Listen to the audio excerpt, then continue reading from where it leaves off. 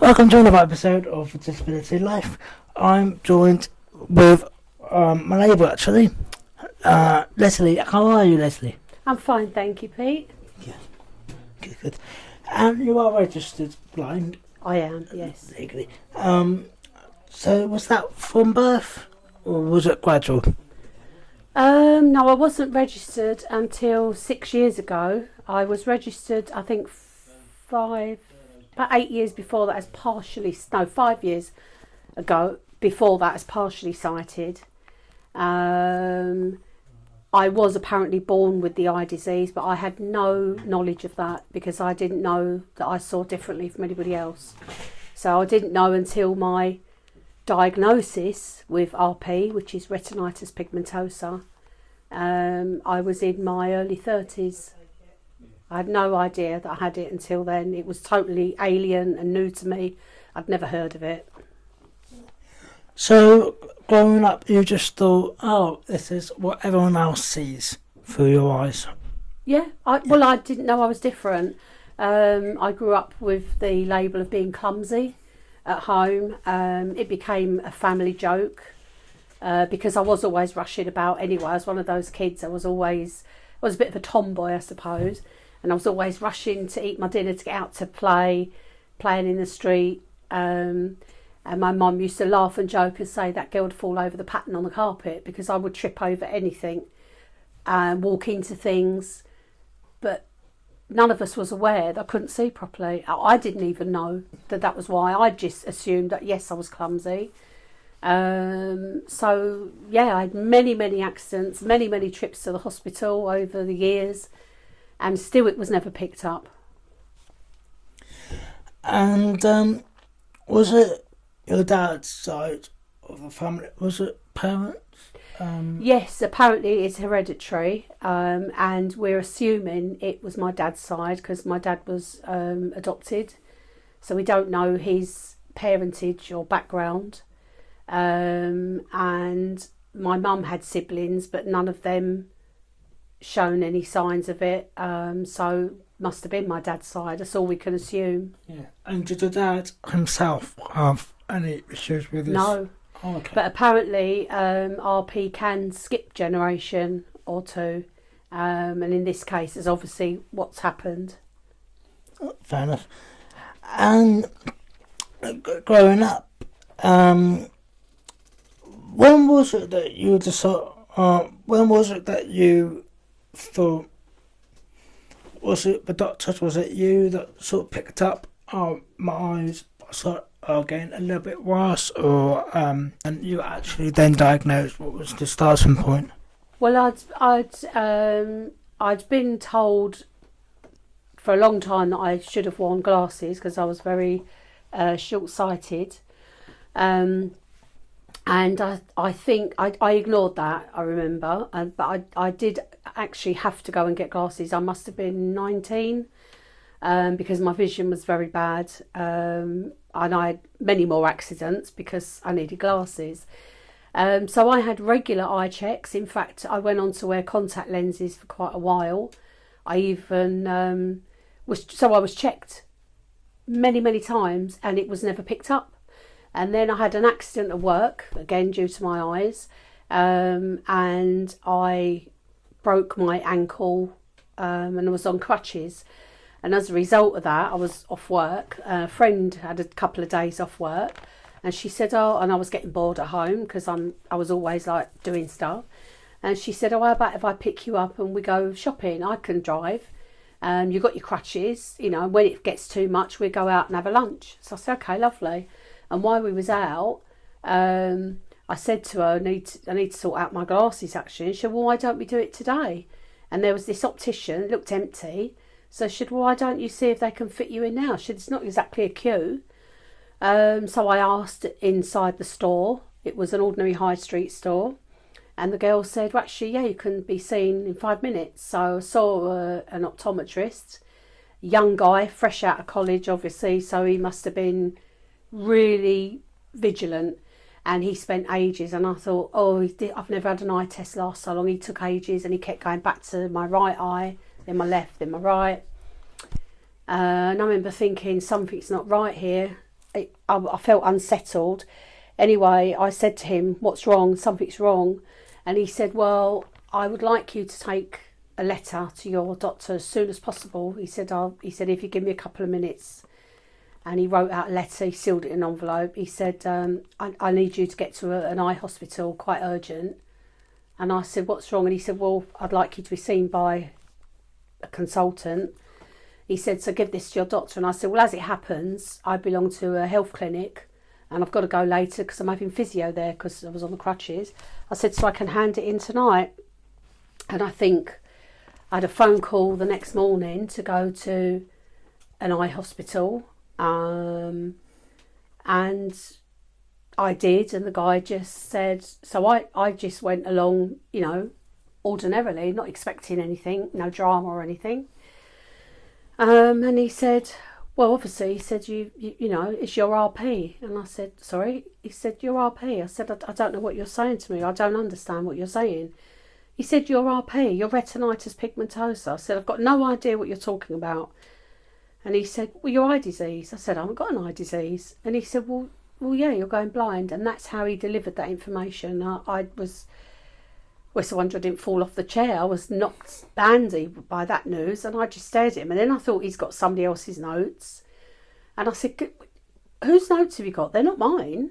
And he checked my date of birth, my address, and he said, "Yeah, it's definitely you."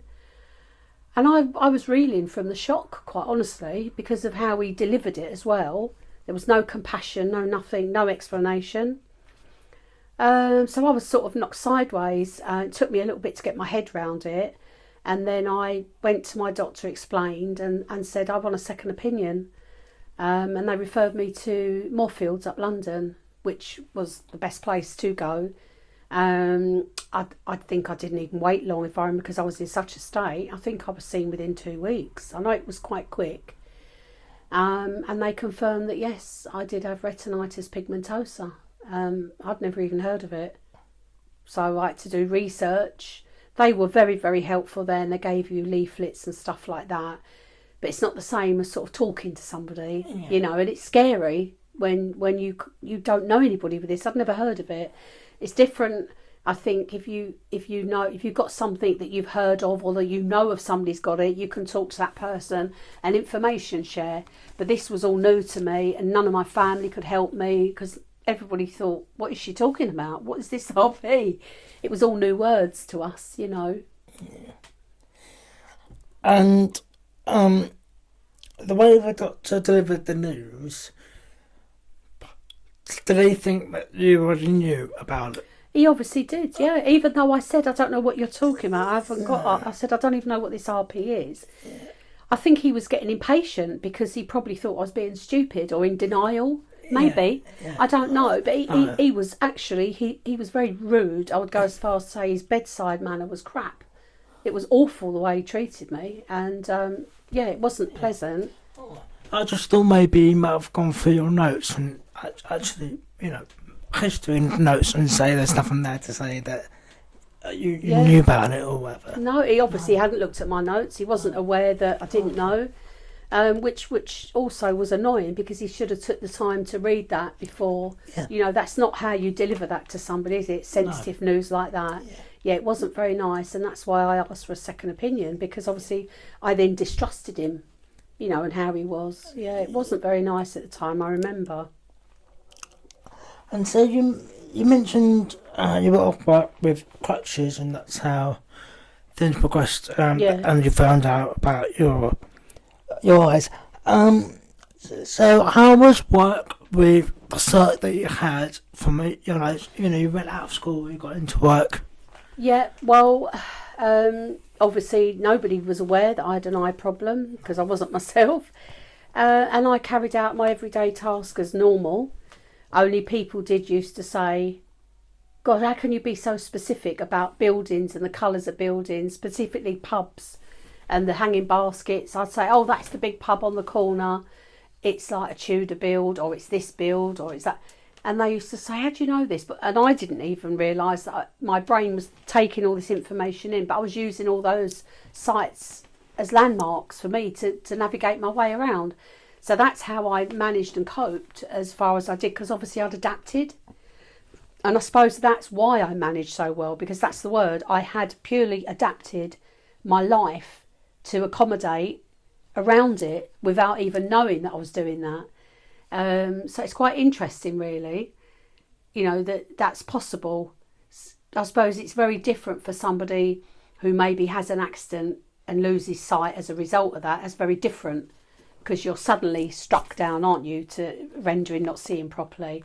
But because it had happened to me throughout my life and gradually worsening, I was adapting and changing my ways and behaviours to match my ability without knowing that. So it's clever, really, what the brain does.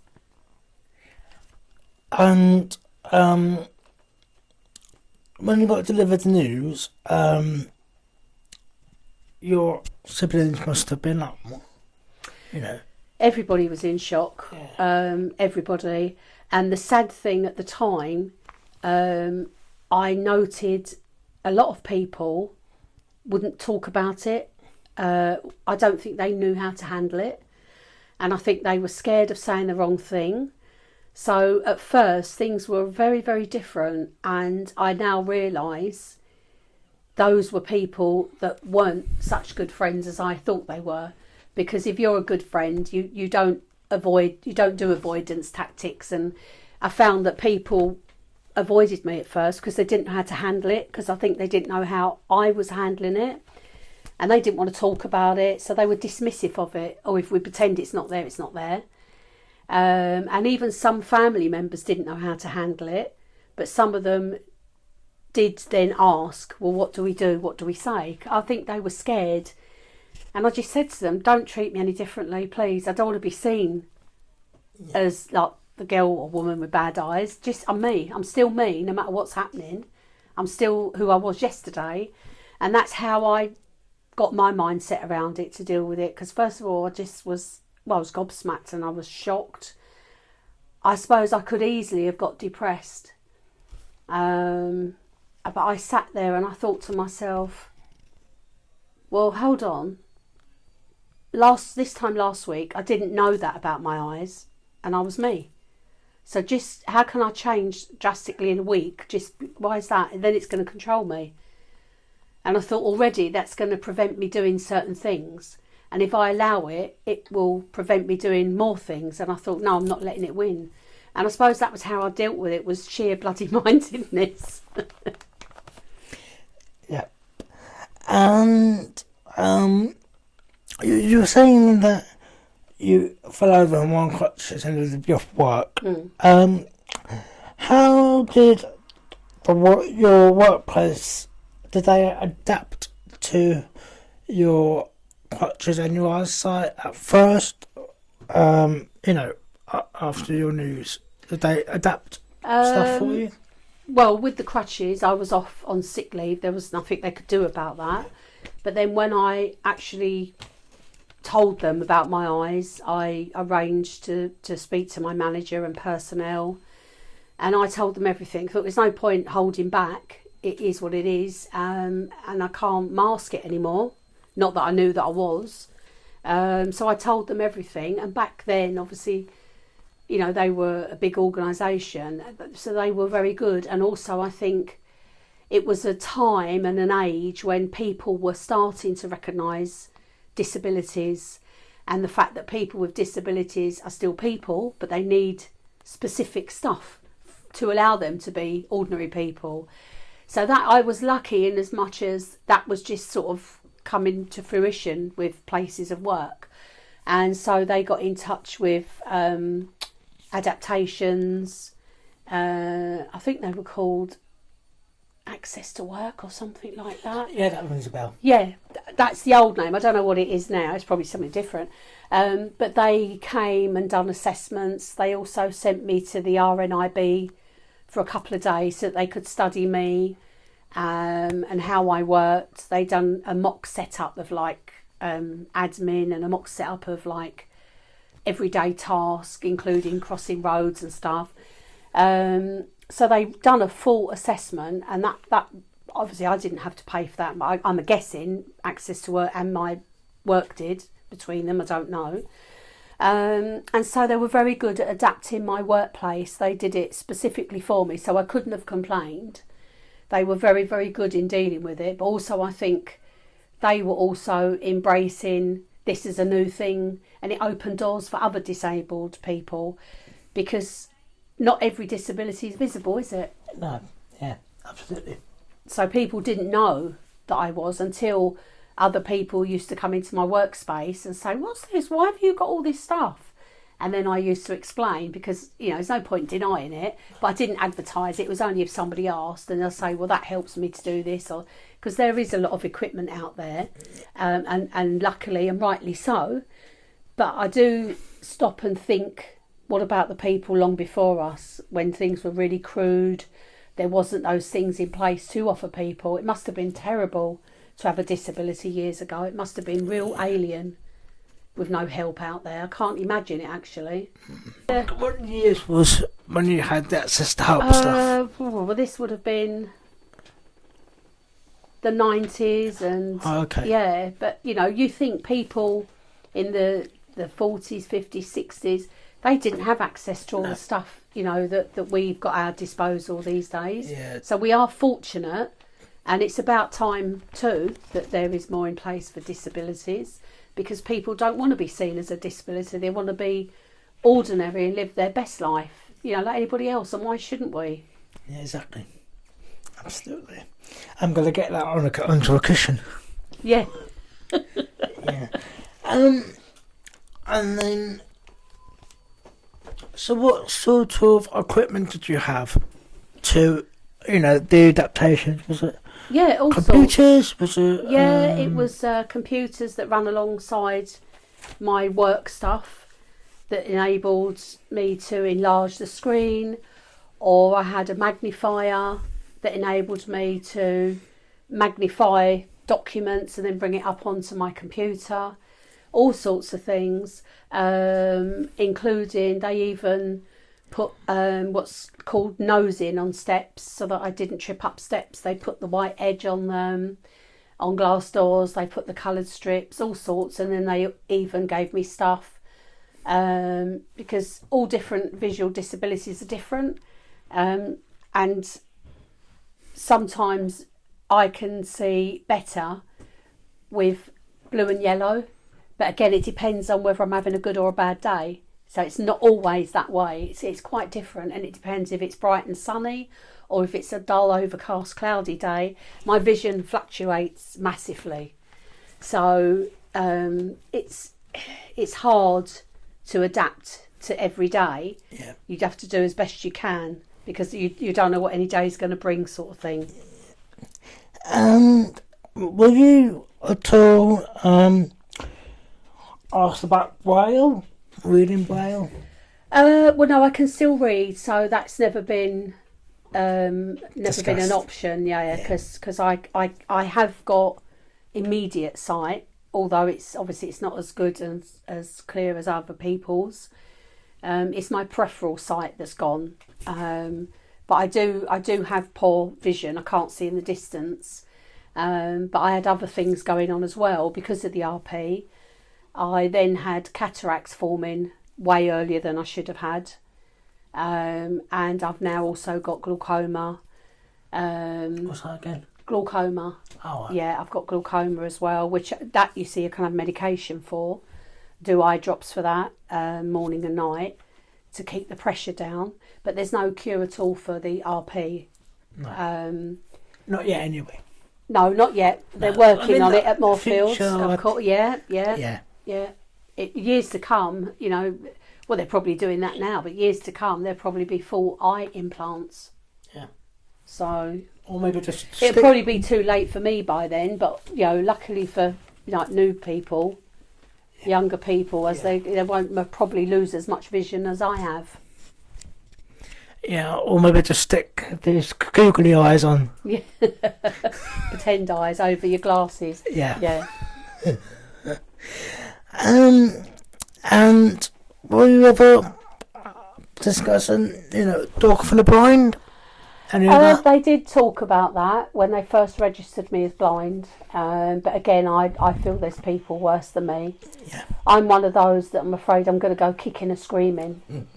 I'm not going to give in. That sounds like you. Yeah, I'm not going to give in. That's not my way. Sometimes I do things, to spite myself because I can. Yeah. I can't imagine throwing the towel in because that's not really me. You could just get it to do the washing for you or anything that they don't want to do every day. So that was never a conversation. I mean, there may be a time when I won't be able to go out without a guide dog. We'll see. I hope not, but we'll see. Not that I don't. I love all animals, but I don't really want to be. And was there any discussions about canes, sticks? Yeah, I've got one. Have you?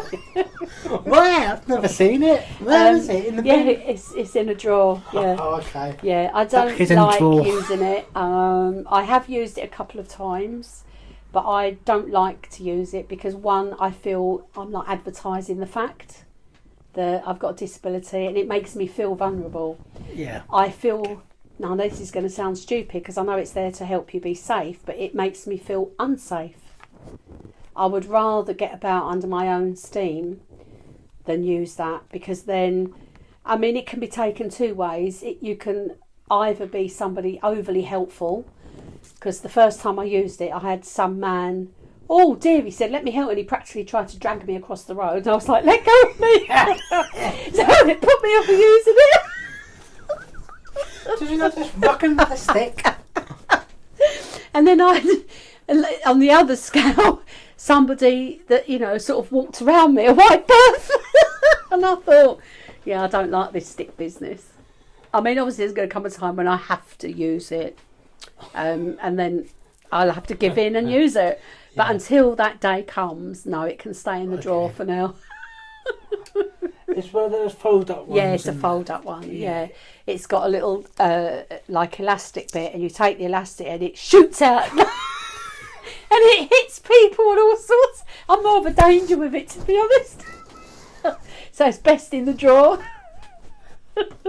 Best I take the drawer? Even my family laugh when I got that out, because it's comical. Because I've got no control over it.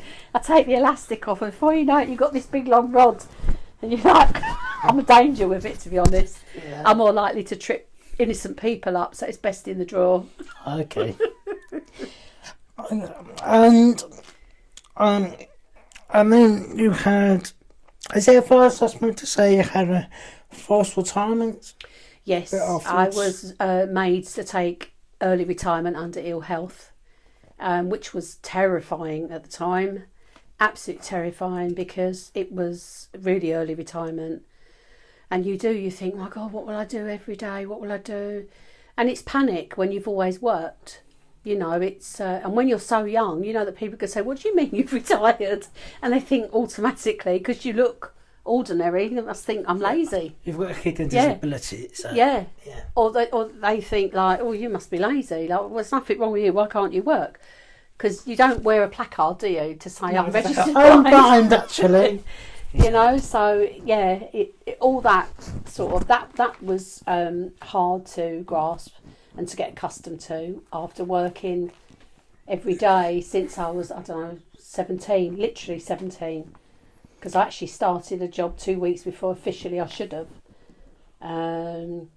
So it was just before I was 17, really. So that was a shock. That was hard to come to terms with and get used to. It was almost like learning again about the disability, because that was difficult. Yeah. And so, if I've done all these adjustments for you, what actually made them to turn around and say, actually, we're going to have to let you go? What was the... Because they realised that it was I shouldn't have been doing at all the job I was doing, because I'd at that point I'd achieved managing, and I was moving about. I wasn't in one location, so I think they my workplace was also scared of me having an unfortunate incident where possibly I could sue them. So I think it was in their interest. Right. You know. That's a bit unfair, isn't it? Well, I did say to them, then find another position that I can do. Oh. I did give them that option. Okay. Because obviously, I shouldn't have been doing the job I was doing because I was in charge and it was an unusual job. But again, I'd adapted and worked how I worked. Exactly. Yeah. And I'd done a good job. I was never pulled to task over not meeting targets or anything. So there was nothing wrong with my work or my work ethos or anything. But I think it brought into question the what ifs and buts. And I suppose as well in this day and age, there's a lot of people where there's a blame, there's a claim. Yeah. So I think they got spooked over it, to be perfectly honest with you. And I think they realised that they would have to do a lot more adaptation. So it was probably cheaper option to pension me off. Yeah. Reading between the lines, we know what goes on. We're not silly. And did you fight it? Did you... Hang on a minute. This side of the work I'm doing okay. No, because I was in shock at first. So no, Right. I didn't. Okay. And then I thought about it after I'd sort of settled a bit and was more accepting of it. And I thought, well, actually, this is going to go in my favour now. And I then embraced it because it would enable me the opportunity to move to the coast, which had always been my dream. And I never thought in a million years that would be possible. And now that was in sight. So I was very accepting of it after I'd come to terms with it, yeah. I thought, well, I'm going to make this work for me. Yeah. And after that, was your mindset of I'm fully retired, or did you ever think of other jobs that you could possibly do? Well, I did charity work Yes, first, charity. and I really enjoyed that actually. So yeah, I'll probably do that again. That I was enjoyed before that. COVID as well, wasn't it? Yes, yeah, before COVID and sort of the start of COVID. Once COVID really lifted, obviously I couldn't do the charity work because the charity shut anyway. Yep. But yeah, I've not ruled that out, not at all. Because it's nice to be able to give back, and there's so many charities out there. So last time I actually worked for disabled charity. So now I'm thinking about working for an animal charity. That's probably what I will do. Just keeping not at home, but also to take into work as well. Yeah. So because I've got used to obviously having all my own time, which is great because it enables me to help like family and neighbours, but also it's good for your own mental health to have some responsibility, even if it's a few hours a week, a couple of times a week. And I've got the time to do that, so why not? Yeah. That's exactly what these charity places need. So yeah. And soon wanting to maybe join across the road with the bus to go we'll to think about that. I think we've got about 10 more years before you join them actually. And then go for day trips. Yeah. Not quite there yet, Pete. Sorry. So sort of going back a bit here. You're talking about contact lenses. And did the doctor, was it true that a doctor said to you that you shouldn't have been doing that in the first place? It was after a long while. Moorfield said, actually, we don't think that's a good idea. One, you're not getting accurate vision through them, to be fair. He said, and secondly, you only need to get an infection and it could cause more impairment. He said that's, with the vision you've got is so precious. And when you do wear, I mean, I luckily I'd only ever had conjunctivitis a few times, I think. But yeah, I couldn't afford to get any eye complaints. I wouldn't want to worsen it. So I just took his advice at that. And I did stop wearing lenses. But I wore lenses for years. But it's true, you know, even though you wash your hands and you clean your fluid and you clean all your receptacles that you keep them in out, it's easy to transfer, you know. And then when I started using all these eye drops, you couldn't wear them anyway. No. So it was just as well I stopped when I did. Well, it was a good job, because I was thinking, you pick one up with a finger and then you poke yourself in. Well, I did a couple of times because I then couldn't see it on my finger. Exactly. So yeah, I had a few mishaps with them, so I decided to give them up as a bad Did you job. just look at the camera and go, where did it go? No, I've done that before. Yeah. Once I've also got really bad dry eyes, which is part of all this.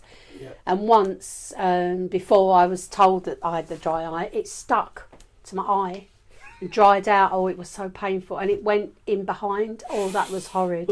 So I didn't want to experience that again as well. Damn. So yeah, I just gave that up. But I had quite a good run of years where I was wearing them, which was nice. And you, quite recently, well, I say recently, it was probably 2 years ago, just after COVID, I think it was, you had an operation. Yes, I had two operations. Better your sight? Well, no, not because they can't improve my sight as such, but it was to remove the cataracts. Right. Because what it was like was, so it's like looking down two hose pipes, so because I got no peripheral vision at all. Yep. So I can see, for me, your face, to me, that's a shame. Clear, but it's probably not as clear as what other people see you. Right, okay. I can't see in detail, but I can see your face, and you've got facial hair, obviously, but I can't see clearly, you know. But I can't see other than that around you. I can't see anything else in the room that we're in if I'm looking at you. That's good. And then when I had the cataracts, I then couldn't see people's noses because the cataract was blocking that vision. Right. So I could only see parts of faces. So that's why I moved my head a lot more, because you was trying to get a full picture of people, because the cataract was in the centre. So they done that eye first, and then because this one was so bad, they actually saw me in record time. I think I was seen within 2 weeks, which is unusual. So I was very fortunate. So at least I've got my central vision back, albeit the best I'm going to get. Yeah. But yeah, it's better than it could have been. Yeah. But there's no fix for the RP. They can't. No. And I see bits all the time. So when I'm having a bad day, or if it's really brightly sunny, I'm interrupted. It's like sitting in a field of midges, little flying things, because they move and they're everywhere. Yeah. So I have to determine what's real and what's those, if you like. So I look beyond them. But if there's a day when you're tired, headache, low mood, that gets in the way. It's interference, and I can't see beyond it. So then that's a bad day, and I don't go out. But when I'm good and I've had a good night's sleep, you can see beyond that, if you know what I mean. I suppose, again, it's about mindset as well, isn't it? Yeah. Yeah. Absolutely. Yeah, definitely, because when you wake up and you look outside and it's raining, and you go, oh, instantly. Yeah, if I've had a good sleep, though, I'm not too bad, you know. So I've learnt to know my boundaries, and I've learnt to accept bad days. Yeah. Because I always look at it, there's always somebody worse off than myself. Yeah, and also, people don't want to hear you keep moaning, so I don't really say, I just get on with it, because if you're feeling a bit low yourself, the last thing you want to be is around somebody who's a moaner or miserable, because that brings your mood down even. Like, oh, do you know what, I won't even phone her today, or I don't want to see her today, and I don't want to be that person. So I'm always upbeat, and I laugh and joke about myself, you know, because I think you've got to. It breaks the ice. Yeah. So people can exactly. Yeah. I do that quite often as well, if you haven't noticed. Yeah, because I think if you can't accept it, then, you know, it's going to be my problem. Yeah. So, you know, I laugh and joke with people about my vision. Oh, we can hear you. Yeah. Some people say, how can you take it so lightly? It's not that I've taken it lightly. It's that I've learned to live with it and be accepting of it. It's not going to control me anymore. It already took my driving licence off me. It's not taking nothing else off me. Oh, you could drive as well? No, I used to. But DVLA took my licence off me in Millennium, so I haven't driven for 24 years. What, 2020? Yeah. Right, okay. So it's not taking anything else because that was my independence, driving. So that was the hardest thing to live with, suddenly not being able to drive, because I've been mobile since I was 17. So that was very difficult. So, how did you drive with... Better than most idiots on the road now. Yeah, that's true. Yeah. Yeah. I did. Did you just have to sort of squint? No, I just used to use the mirrors more. Okay. Again, I adapted, and it wasn't until I had to do a mock driving test at Moorfields, and he said, well, you cope amazingly because you use the mirrors more.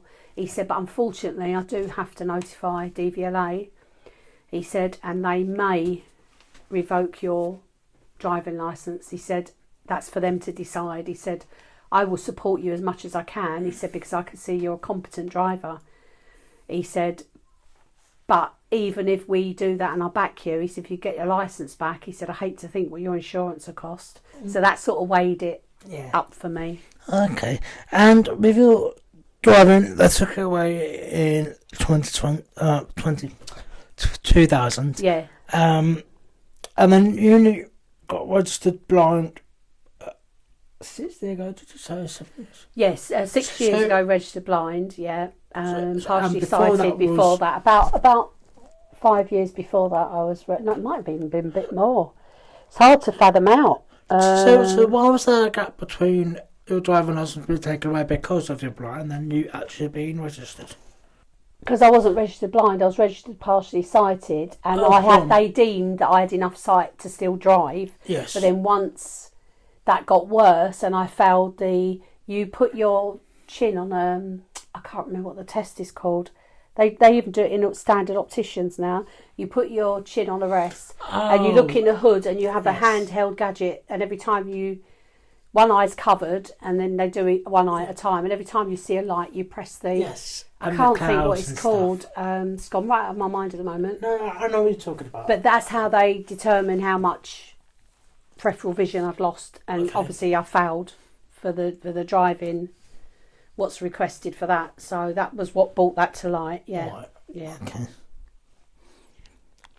And so obviously you have other people drive for you since. Well, I'm lucky that I've got family that are very, very good, or I get cabs. Yeah. If it's daytime, I can get a bus. I'm fine.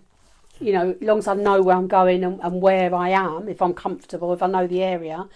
I wouldn't go somewhere new on my own. That's a no-no, even in daylight. And at night, I can't go out on my own because I've got night blindness because of this. So I either go with somebody or I had to get a cab. You're holding them back sorry. Sorry.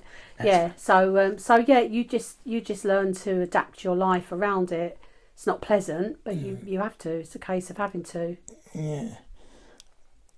And so when you did move to the coast, how did you find having to refigure, see places and change your whole surroundings? Well, what I did, I went to the place often where I was going to move to, and then once I knew, so I liked the area, and then when I was in my head definite that's where I'm going to live, that area, I then narrowed it down to specifics, and I'd been so many times looking at properties, it became known to me, it became familiar, if you like. So I familiarised myself, and then I made sure that I went out walking every day to familiarise myself with the locality and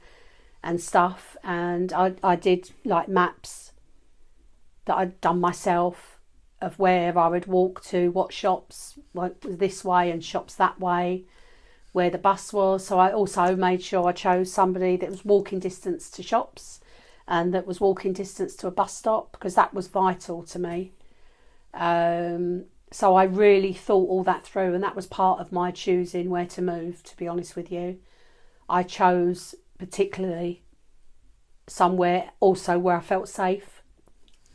So yeah, I'd had plenty of months to get my head around that. And I utilised every second studying the area before I moved even.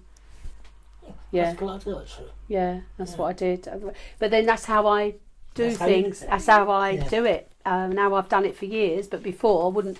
It was second nature to just do it and not think about it. Yeah. But this time I was aware that I really had to think about this.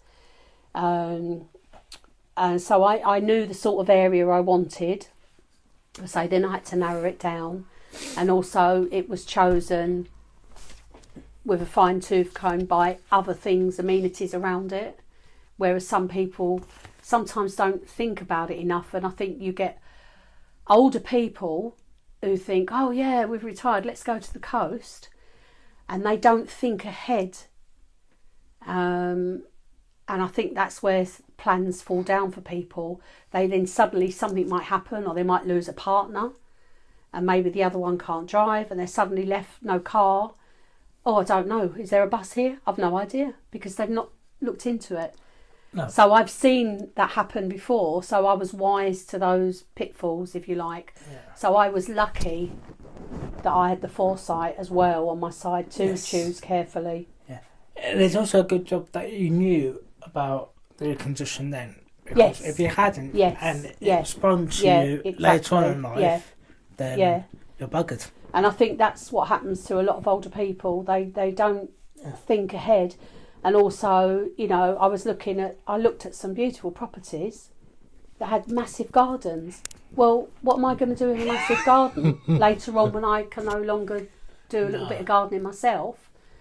So not only the fact that, you know, I'd have to worry about, well, I can't now keep this big upkeep of this massive garden. You've also got a massive bill to pay out for somebody to do it for you. So it was simple to me to put a list and thinking ahead. That was, to me, wasn't hard. It was the most logical thing. Oh, if I were you, I would have just said, "Oh, I didn't see that bit of garden there." Yes, I didn't see that. Yeah, exactly. And we're going to the last couple of questions now. So, what tips and advice would you give to other people with IP or, you know, similar condition to yourself? Well, with any eye condition, it's, you know, it's scary. Your prospects are scary when you think about your future. So don't overanalyze anything. Take each day as it comes. Live your best life. And do as much as you can to stay, one, positive, and two, that you can be as independent as you possibly can.